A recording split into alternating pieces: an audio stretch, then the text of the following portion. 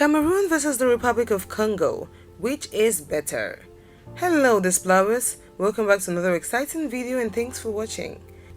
In this video, we shall be putting two neighboring Central African countries, the Republic of Cameroon and the Republic of Congo, against each other to see which one comes on top. To begin with, both countries have a lot of similarities. They were both colonized by France. They got their independence in the same year, 1960. They both have French as their official language. They are both members of Economic Community of Central African States, and they both use the same currency. Despite all the apparent similarities between both nations, there were many things that set these countries apart and make one better than the other. Hence, we shall be using these differences to peg one country against the other to see which one comes on top. Many factors go into deciding which country is a better option, such as the primary aim of the trip and what you intend doing in that country. If you are new here, welcome.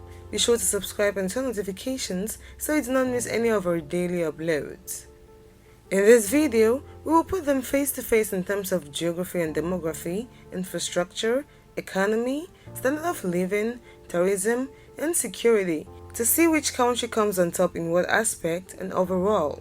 But first, let's start with the demography and geography of both countries. Geography and demography. The Republic of Cameroon is a Central African country which controls 12 nautical miles of the Atlantic Ocean. The country has a population estimated at about 26 million people who occupy 475,442 kilometers square of land, with their official languages being English and French.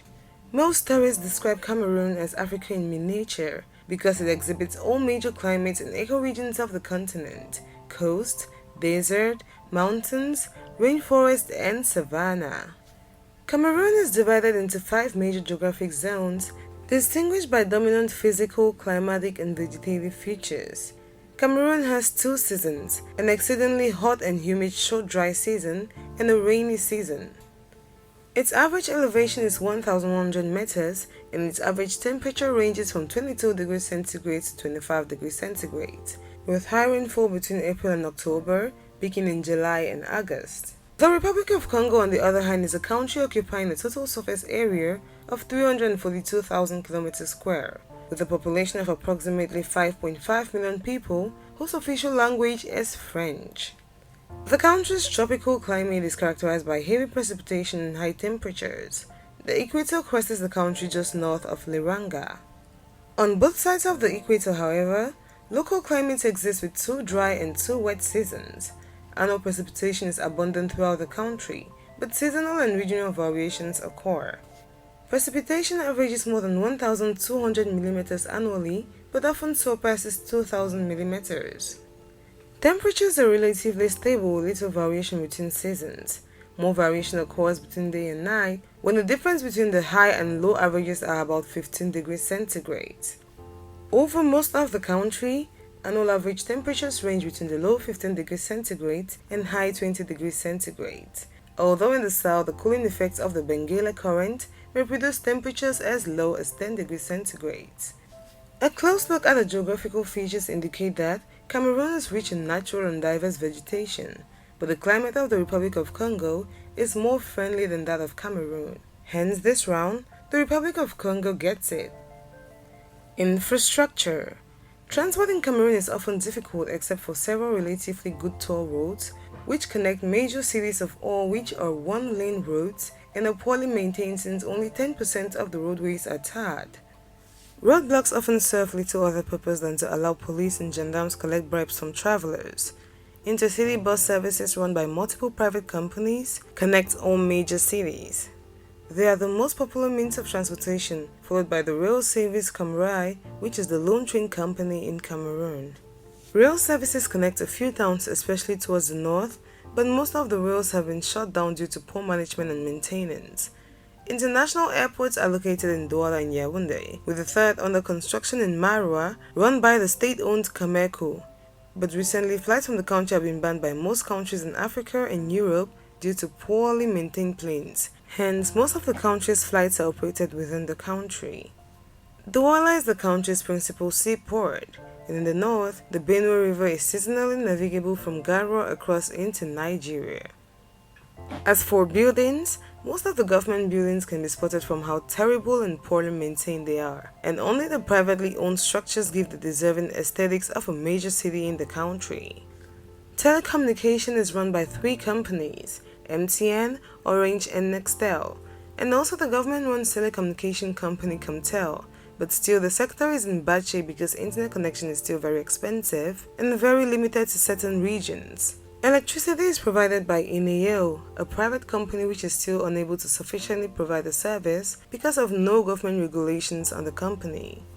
The infrastructure of the country has gone from bad to worst, especially in the English-speaking regions of the country, due to the ongoing crisis which has left the area in worse shape like never before. On the other hand, the Republic of Congo's power infrastructure, just like Cameroon's, is inadequate and inefficiently operated. The country lags well behind peer countries in roads, rails, airports, and telecommunications, generation capacity, and electrification. The government has responded to these issues with an ambitious investment plan. However, if no assets are to operate effectively, major inefficiencies in the power utility will also need to be addressed. In the information and communication technology sector, the Republic of Congo has made good progress in developing its mobile telephony market in recent years with high levels of signal coverage. On the other hand, the physically dilapidated and financially depleted condition of the fixed-line telephone operator is becoming a constraint to raising internet penetration. The Republic of Congo performs relatively well on service coverage in the water and sanitation sector.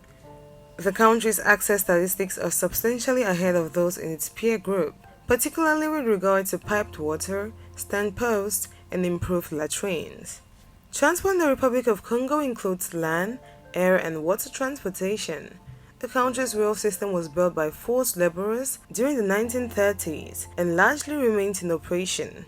There are also over 1,000 kilometers of paved roads and two major international airports, which are the Maya Maya Airport and Point Noir Airport, which have flights to destinations in Europe, Africa, and the Middle East. The country also has a large port on the Atlantic Ocean at Point Noir, and others along the Congo River at Brazzaville and Imfondo. Hence, from the analysis, it is evident that when it comes to infrastructure, both countries are still lagging behind. So for this round, it's a tie. Economy.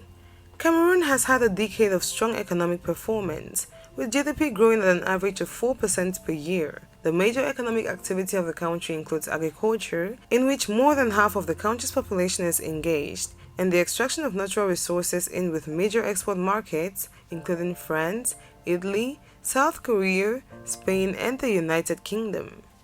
Oil and gas is also a major source of income to the country. Cameroon is also home to some top industries in Africa. The country currently has an estimated nominal GDP of $38.6 billion. Cameroon is aiming to become an emerging country by 2035. On the other hand, the Republic of Congo's economy is a mixture of village agriculture and handicrafts, an industrial sector based largely on petroleum, support services, and a government characterized by budget problems and overstaffing. Petroleum extraction has supplanted forestry as the mainstay of the economy. In 2008, oil sector accounted for 65% of the GDP, 85% of government revenue, and 92% of exports. The country also has large untapped mineral wealth. Natural gas and diamonds are also recent major Congolese exports. Although Congo was excluded from the Kimberley process in 2004 amid allegations that most of its diamond exports were in fact being smuggled out of the neighboring Democratic Republic of Congo, it was readmitted to the group in 2007. With its economic activities, it is able to record a nominal GDP of $11.162 billion as of 2019. With an economy bringing in $11.16 billion, the Republic of Congo is on a good foot, but it still doesn't measure up to an economy bringing in close to $38.6 billion. Hence, for this round, Cameroon has a stronger economic of living. Unemployment in both countries is still a major problem, with most of its citizens living below the international poverty threshold of $1.90 a day. Since the late 1980s, Cameroon has been following programs advocated by the World Bank and International Monetary Fund to reduce poverty, private industries, and improve standard of living. The nominal GDP per capita of Cameroon as of 2019 is estimated at $1,500 and the purchasing power parity of $3,320. On the other hand, the nominal GDP per capita of Republic of Congo is estimated as of 2019 at $2,444 and purchasing power parity at $7,500. Again, the numbers don't lie. Hence, with respect to the standard of living, the Republic of Congo takes this one home. Tourism. As we mentioned at the beginning of this video, Cameroon is often referred to as Africa in miniature for its geological and cultural diversity. Natural features in Cameroon include beaches, deserts, mountains, rainforests, and savannas. Cameroon has quite few interesting tourist attractions, such as beautiful beaches in Limbe and Kribe, amazing parks and zoos, mountains for hiking, and rich cultural display. The country is well known for its native styles of music, particularly Makossa and Bikutsi, and for its successful national football team. These are all aspects of the country which have been bringing in millions of tourists until recently with the presence of a crisis in the country, and then the coronavirus which has drastically dropped the number of tourists visiting the country to almost zero. Cameroon tourism statistics for 2017 was $543 million, a 6.89% increase from 2016. The Republic of Congo has a wide variety of natural landscapes, stretching from the savanna plains in the north near flooded forest to the vast Congo River, to rugged mountains and forests of Mayombe, and also including 170 kilometers of beaches along the Atlantic coast. Heritage tourism remains a very marginal resource in Congo because reception facilities based out of Pointe-Noire and Brazzaville lack a sufficient and consistent communications network.